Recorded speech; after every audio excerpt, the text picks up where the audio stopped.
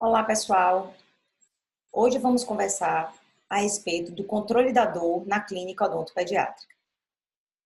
E para isso, nós precisamos entender o que é dor. Então, nós temos aqui dois exemplos de duas radiografias periapicais. A primeira radiografia de um segundo molar descido, da região de molares inferiores, onde se observa uma área radiolúcida extensa na coroa e uma área radiolúcida também na região interradicular, que pode estar muito associada à dor, uma cárie extensa associada a um abscesso. E na radiografia inferior, nós temos a presença de um mesiodens na região dos incisivos centrais superiores, com a presença do incisivo central descido com a pequena lesão cariosa, que pode estar associado também a alguma presença de dor.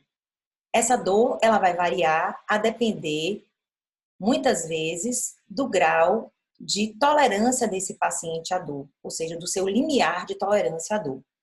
E o que é esse conceito de dor, né? Dor é um estado físico-anímico desagradável, resultante da ação de um estímulo físico, somado a um estímulo psíquico, que pode apresentar graus variáveis de intensidade. É importante entender que a dor ela não está sozinha, ela está associada muitas vezes à ansiedade e ao medo que o paciente apresenta. Então, tanto a ansiedade como o medo, eles são potencializadores dessa dor. Para o controle da dor, nós podemos lançar mão de recursos não farmacológicos e de recursos farmacológicos. Dentre os recursos não farmacológicos, nós temos as técnicas de controle de comportamento, que são muito mais efetivas em pacientes acima dos 3 anos. Um exemplo nós temos aqui, a utilização da distração com o óculos audiovisual. Podemos utilizar também outras técnicas de manejo de comportamento, como a comunicação verbal e não verbal, reforço positivo, dizer, mostrar, fazer, ou até mesmo a associação delas durante o atendimento. Mas hoje nós vamos nos ater a conversar sobre os recursos farmacológicos, que tem a ver com a sedação. Então, a sedação ela pode ser feita através de uma pré-medicação, de uma analgesia inalatória, de uma anestesia geral e da anestesia local. A sedação ela é a mínima depressão do nível de consciência, mantendo a capacidade de respiração independente e contínua, assim como a sua capacidade de responder a estímulos físicos e ou verbais. A sedação ela pode ser feita via oral através da pré-medicação ou via inalatória através da utilização do oxigênio, óxido nitroso, oxigênio. Sempre é importante entender que para a indicação de qualquer uma das técnicas de sedação, o paciente ele tem que ter um bom estado de saúde geral. Então, ele tem que estar no estágio ASA 1 e ASA 2. Em relação à sedação via oral, eu vou exemplificar aqui, por exemplo, a utilização dos benzodiazepínicos, né? Quando nós vamos indicar uma pré-medicação como sedação, nós temos que ter alguns cuidados nessa indicação. Primeiro, entender a questão da dose indicada para o paciente. Então, por exemplo, o midazolam, ele é utilizado de 0,3 a 0,5 miligramas por quilo, deve ser administrado 30 minutos antes e tem uma meia-vida de 2 a 4 horas.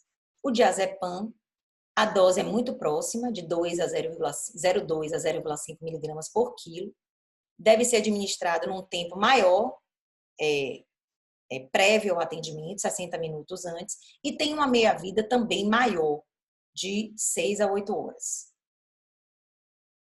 É importante entender que a idade da criança vai interferir diretamente nessa sedação via oral. Quanto menor a idade, maior o seu nível de sedação. A equipe profissional ela deve estar treinada com manobras de ressuscitação e o manejo das vias aéreas. E você ainda tem que ter uma equipe de suporte e equipamentos de suporte no seu consultório. Alguns efeitos adversos nós podemos perceber com o uso da pré-medicação, como, por exemplo, a depressão cardiorrespiratória, confusão mental, apneia, falta de coordenação motora. Então, no momento da indicação da medicação, você precisa entender o seu mecanismo de ação, quais são os efeitos dessa medicação e quais os prováveis efeitos adversos que ela pode manifestar para saber como conduzir caso isso aconteça. Tem algumas desvantagens, como os riscos inerentes da própria medicação, a duração do efeito após a consulta e a necessidade de material, equipamento e equipe treinada para a realização dessa sedação. A sedação via inalatória, ela foi regulamentada pelo Conselho Federal de Odontologia, já tem alguns anos. Então, o cirurgião dentista, ele é apto a realizar a sedação via inalatória, para isso ele precisa de um treinamento prévio e também registrar esse treinamento no conselho. Tem como indicações crianças cooperadoras submetidas a um procedimento longo, pacientes especiais que têm algum tipo de alteração motora e ou mental, ou pacientes que têm uma ansiedade demasiada. A sedação inalatória, ela tem um tempo curto, ela é controlada, os níveis adequados de sedação e também está associada à cooperação do paciente. É importante entender que a duração e a intensidade é controlada, dessa administração, desse gás, é controlada pelo profissional. Ele está sempre administrando o óxido nitroso associado ao oxigênio e não há perda de consciência do paciente. Você consegue ter com esse paciente uma interação. Vale considerar que essa sedação inalatória não é uma substituição das técnicas de controle de comportamento. É importante entender que a criança é criança, então nós precisamos adequar a linguagem e usar todas as técnicas existentes para tentar facilitar, né? Então o óxido nitroso ele vai ser mais um parceiro no treinamento, né? No atendimento dessa criança, mas a gente não pode abrir mão das técnicas de controle de comportamento. Uma outra coisa extremamente importante diz respeito ao controle da dor. Então, sedar não significa que o paciente não vai ter dor. Então, o paciente está em consciência. Então, é necessário também fazer a utilização de anestesia local para o controle da dor, para que você não tenha problemas no condicionamento, né, do seu paciente. A anestesia geral também é uma indicação, né, em algumas situações clínicas, principalmente associada a pacientes especiais e pacientes não colaboradores que têm múltiplas lesões de cárie. Tem como características promover uma sedação inconsciente, o reflexo de proteção do paciente está ausente, os sinais vitais estão lábeis, mas existe um risco relativamente alto. Por isso, a necessidade de uma abordagem com os pais a respeito da necessidade dessa utilização da anestesia geral, né? Associado a uma consulta prévia com o anestesista para esclarecer todos os riscos desse procedimento. Então, é necessário exames laboratoriais prévios, a presença do médico anestesista durante a execução da anestesia. A recuperação frequentemente ela é prolongada, existe uma área apropriada para isso. É realizada em ambiente hospitalar, mas ela é uniformemente eficaz. Os grandes parceiros do cirurgião dentista são os anestésicos locais, que provocam um bloqueio reversível da condição nervosa, determinando a perda ou diminuição das sensações dolorosas sem alterar o nível de consciência do indivíduo. Então, realizar uma boa técnica anestésica é muito importante para a realização dos procedimentos odontológicos que existem um risco de sensibilidade dolorosa. Então, como é que agem esses anestésicos locais? O mecanismo de ação é pela teoria do receptor específico. Observem bem que eu tenho aqui o desenho esquemático de uma membrana plasmática, íons sódios, como se estivessem fora dessa célula, e à medida que você tem a propagação do impulso nervoso, você vai ter a passagem do sódio através, né, dessa membrana plasmática. E com isso, a célula vai sofrer um processo de despolarização e vai conduzir esse impulso nervoso.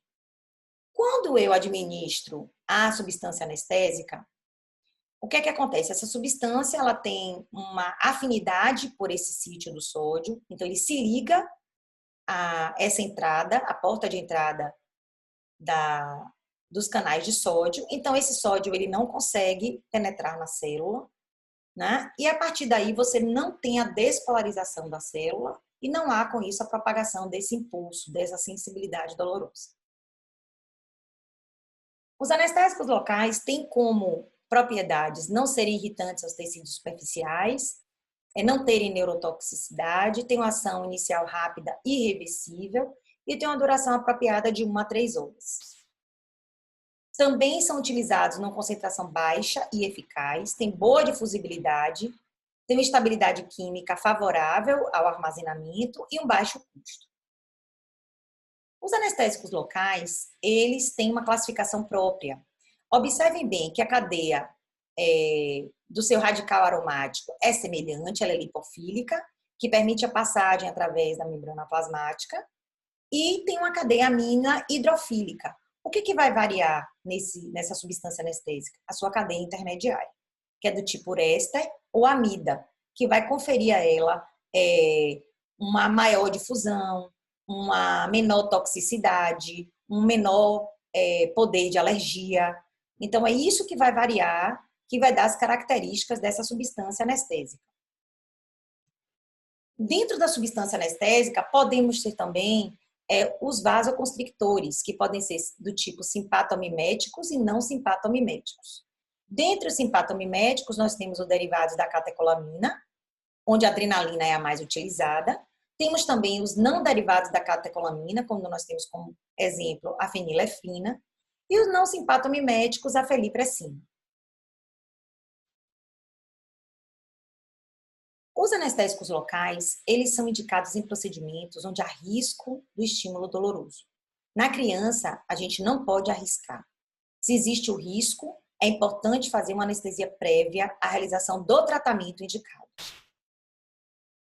Mas existem algumas contraindicações. A condição sistêmica do indivíduo, ela deve ser avaliada, né, para a realização do tratamento odontológico. Então, por exemplo, a criança que tem insuficiência cardíaca congestiva grave, tem a doença respiratória severa, ou ainda possa ter epilepsia, episódios de epilepsia e ser um paciente portador de diabetes mellitus, ambos sem acompanhamento, não está indicada a utilização da substância anestésica. Você precisa encaminhar o paciente para um acompanhamento médico, ele vem com um relatório falando da condição de saúde do paciente para que você possa, então, administrar a substância anestésica. Uma outra situação que também exige cuidado são pacientes que usam medicações controladas, né, como o uso de beta-bloqueadores e antidepressivos, e ainda pacientes que tenham alergias à substância anestésica. Então, para isso é importante, durante a anamnese, colher uma história odontológica criteriosa, observando principalmente se o paciente já teve uma experiência prévia à utilização de anestésicos locais, como foi essa tolerância física, como foi essa tolerância psicológica. Um outro fator importante é se existe alguma contraindicação relativa. Olha esse exemplo, o paciente não consegue abrir a boca, ele possui um edema de face grande, associada a uma cárie profunda na região do segundo molar descido. Isso levou provavelmente à formação de um abscesso e o paciente está com essa incapacidade, né, limitante, temporária de abertura de boca. Então, para isso, é necessária a administração prévia de algum tipo de medicação para que você tenha, então, uma mudança nesse quadro clínico para que você possa realizar, então, o tratamento indicado. Os pacientes infantis possuem algumas particularidades, como, por exemplo, a menor densidade do osso, eles possuem espaços medulares mais amplos, e isso permite uma maior difusão da substância anestésica. E também temos que observar a anatomia dessa mandíbula, por exemplo, né? A mandíbula do adulto é uma mandíbula mais angulada, a mandíbula da criança é uma mandíbula que ela possui um ângulo entre o corpo e o ramo mais aberto, mais obtuso, e com isso desloca a posição do forame mandibular. Então, para uma realização de uma técnica anestésica, onde você necessite anestesiar o nervo alveolar inferior, o nervo lingual, por exemplo, é importante você posicionar adequadamente a agulha, né, dando uma inclinação, né, em relação ao plano oclusal. Um outro fator importante a ser considerado é o preparo psicológico do paciente. Então, a fase pré-operatória é extremamente importante. Devemos adequar a linguagem no momento da explicação do ato operatório e da sensação anestésica que o paciente vai ter, para que ele não se surpreenda e tenha uma reação indesejada. Podemos também, durante o ato anestésico, utilizar técnicas da distração, estar sempre conversando com o paciente, tentando entretê-lo em alguma coisa para tirar o foco da anestesia e sempre fazer a manipulação da seringa abaixo da linha de visão do paciente. É importante também fazer a estabilização da cabeça para que não tenha nenhum movimento inesperado, realizar a infiltração lenta e observem bem a posição do dentista e a posição do auxiliar. Né? O paciente está sendo anestesiado de uma forma segura. Observe a mão do auxiliar em cima do tronco do paciente, que caso ele venha manifestar qualquer tipo de movimento, rapidamente o seu auxiliar pode colaborar para que não haja uma reação inesperada e, com isso, muitas vezes, provocar um acidente. Existem no mercado esses jacarés coloridos que são utilizados para encapar a seringa durante o ato anestésico. Vale ressaltar a importância de utilizar previamente essa capa, né, antes do momento da anestesia, para saber manipular corretamente, para que, ao invés de ser algo favorável, termine dificultando o ato anestésico. As drogas anestésicas, como já falamos, elas podem ser do tipo éster ou amida. A éster está associada à benzocaína e a amida a outras substâncias, como a lidocaína, mepivacaína, prilocaína, articaína e bupivacaína. A substância do tipo éster, por exemplo, a benzocaína, é uma substância tópica, ela é pouco solúvel em água, ela é inadequada para injeção, então ela é utilizada apenas previamente à anestesia infiltrativa. Tem uma ação prolongada, maior tempo de permanência, quanto maior o tempo de permanência, maior a ação. Tem uma pequena absorção do sistema cardiovascular e reações sistêmicas e locais são raras. Tem uma concentração de 20%. As anestesias do tipo, as substâncias anestésicas do tipo amida, nós temos aqui o exemplo de duas delas. A lidocaína, por exemplo, a 2%, que tem 1 para 100 mil de adrenalina, tem um início de ação rápida de 2 a 3 minutos, tem uma meia-vida de 1,6 hora, a dose máxima de 4,4 miligramas por quilo, não devendo exceder 300 miligramas, e tem 36 miligramas no seu tubete. A articaína já tem uma concentração maior, pode ter adrenalina até de 1 para 200 mil, ela tem uma meia-vida um pouco menor, ela pode ser utilizada numa dose máxima de 5 miligramas por quilo, ela tem no tubete 70 miligramas, ela tem uma característica importante, ela só pode ser administrada em crianças a partir dos 4 anos de idade. Temos outras substâncias também, como a mepivacaína, um exemplo, que é uma substância que pode vir sem vasoconstrictor, ela tem uma meia-vida maior, né, do que as citadas anteriormente, e ela pode vir no tubete também em 2 formatos, de 36 ou 54 miligramas. A prilocaína, ela tem um efeito mais lento, ela é a 4%, tem um efeito mais lento. A dose máxima dela é de 6 miligramas por quilo, né? E o seu tubete tem 72 miligramas. A bupivacaína, ela já tem uma concentração menor, de 0,5%. Ela tem uma absorção extremamente lenta, pode durar até 10 minutos no início da sua ação. E a meia-vida dela é maior, cerca de quase 3 horas. Então, nós devemos avaliar a necessidade, de acordo com o procedimento anestésico que nós vamos realizar, para indicar corretamente a substância que iremos utilizar. Para anestesiar uma criança, nós precisamos, inicialmente, pesar essa criança, saber o seu peso. Porque o peso está diretamente associado à quantidade de substância anestésica que eu vou administrar. Então, para isso, eu tenho uma dose chamada de dose máxima individual, que ela está associada à dose limite, que é a quantidade de miligramas por peso que está associada a cada droga em particular, vezes o peso corporal da criança. Então, por exemplo, quando eu vou utilizar a lidocaína, a dose máxima é de 4,4 miligramas por quilo. Numa criança de 20 quilos, eu posso utilizar, então, 88 miligramas. Vamos supor que eu não saiba quantos miligramas eu tenho num tubete de substância anestésica.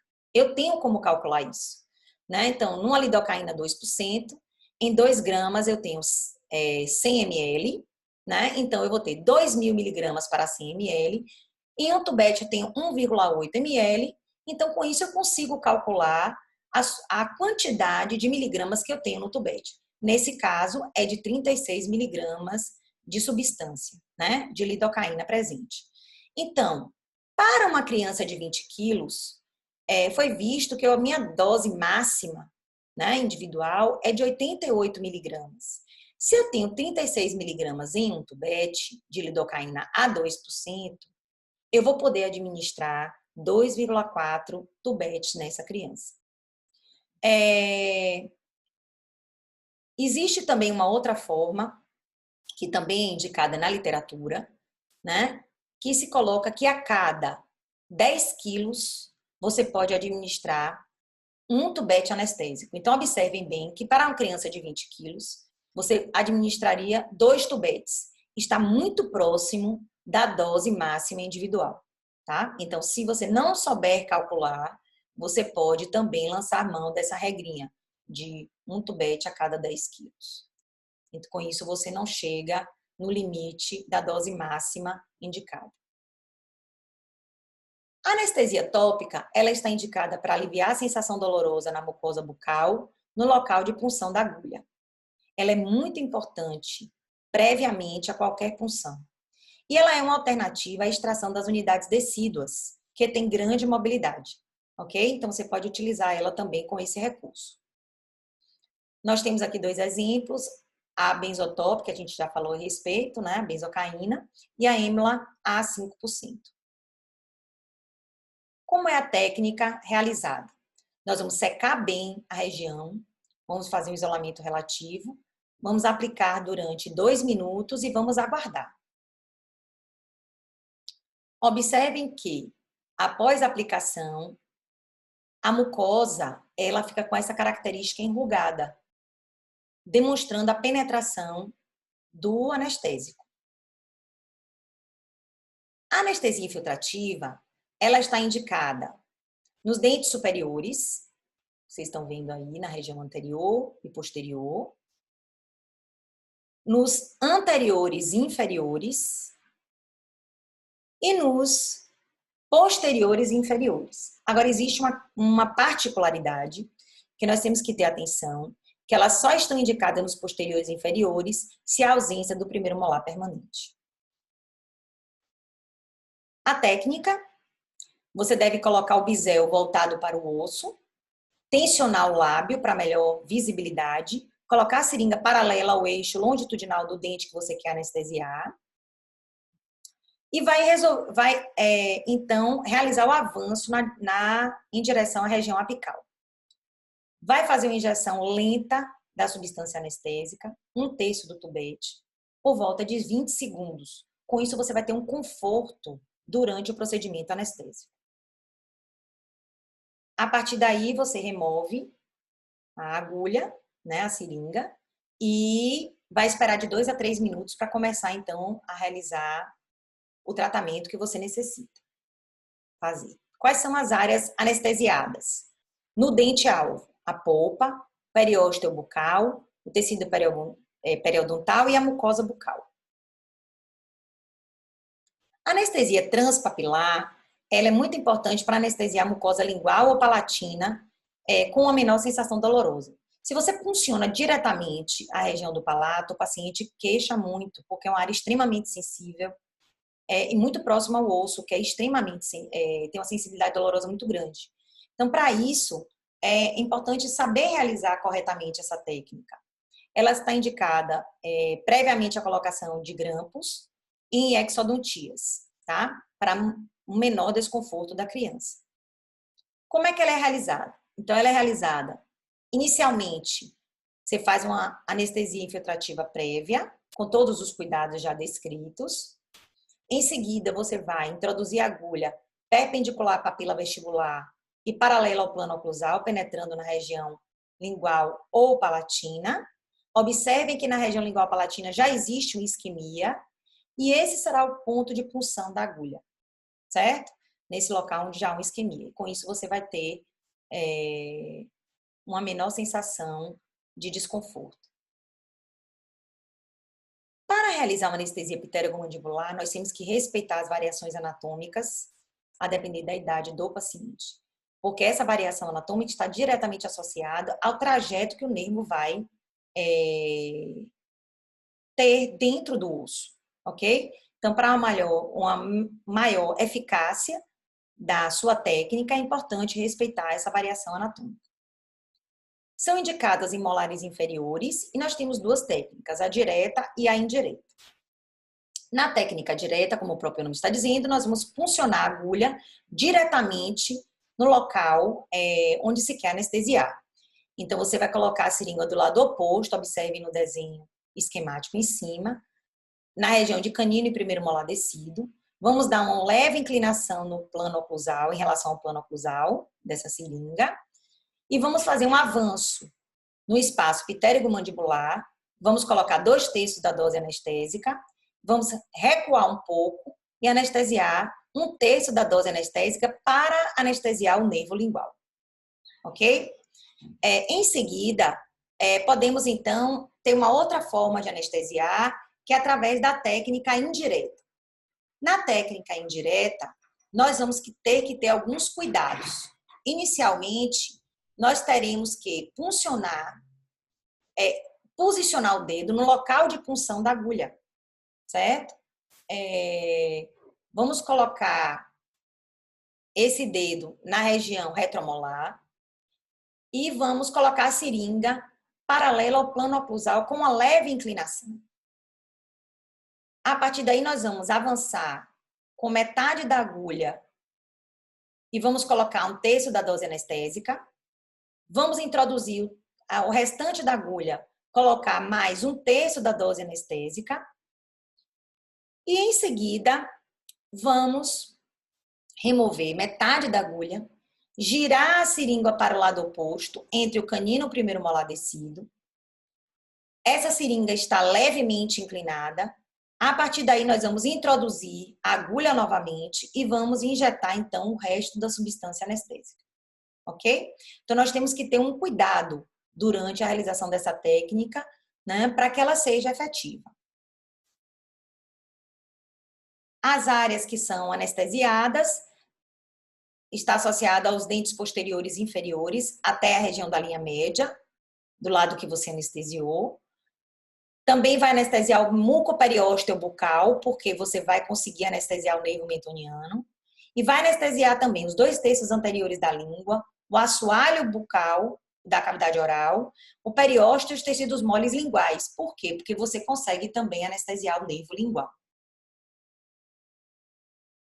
A anestesia intrapulpar, ela é uma anestesia extremamente eficaz, mas ela tem uma indicação mais restrita. Ela está indicada em procedimentos endodônticos em molares permanentes, em último caso, né, em último recurso, para dentes descidos. Durante a realização da técnica, é importante angular a agulha para você conseguir atingir melhor o local que você deseja anestesiar. Né? Você vai introduzir a agulha na câmara pulpar e nos canais radiculares e vai injetar a solução. Uma coisa importante é não utilizar essa agulha para nenhuma outra técnica. A intraligamentar, ela já está mais associada a dentes permanentes, nos casos onde há necessidade de exodontias, mas nos dentes descidos existe uma contraindicação por causa do risco de bacteremia. Então, é importante introduzir agulha paralela às faces mesial e distal nos dentes unirradiculares e paralela às raízes distal e mesial nos dentes multirradiculares. E a partir daí, então, nessa posição, você injeta a substância anestésica. Vale ressaltar a importância da biossegurança em tudo que a gente faz, não diferentemente durante a realização de uma técnica anestésica. Um dos cuidados que a gente precisa ter grandes em relação ao reencapamento da agulha. Jamais segurar a tampa da agulha com a mão. Então, você deve apoiar essa tampa da agulha numa superfície firme e você, então, direcionar a agulha e encapá-la, para não ter o risco nenhum tipo de acidente. Um outro cuidado que você também precisa ter é durante a remoção dessa agulha e o local que você deve descartar essa agulha também, para que não haja riscos para quem vai manipular esse lixo. Existem algumas complicações após a anestesia, as anestesias tópicas. Uma delas é a úlcera traumática. Ela é muito comum, principalmente quando você não conversa com os pais e com a criança sobre o efeito da substância anestésica. Então, a criança pode provocar um trauma, morder os lábios, a língua e a bochecha, às vezes de uma forma realmente mais agressiva, porque ela não tem sensibilidade na região. Então, é importante a advertência verbal. Existe também o risco da fratura da agulha, de provocar hematomas e ainda de haver reações alérgicas, principalmente quando o paciente está tomando pela primeira vez anestesia ou também num segundo momento pode, ou em algum outro momento também pode acontecer, não só nesse primeiro momento, é algo que pode acontecer durante o procedimento ou após o procedimento.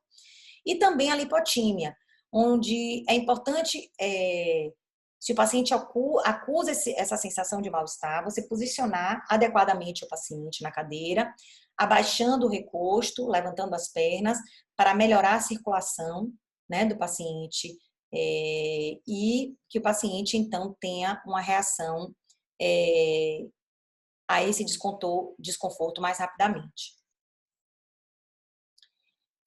Bom, pessoal, era isso que eu tinha para conversar com vocês a respeito de anestésicos, de controle da dor, na realidade, em odontopediatria. Eu espero que vocês tenham aproveitado esse momento e nós vamos nos encontrar futuramente para tirar as dúvidas.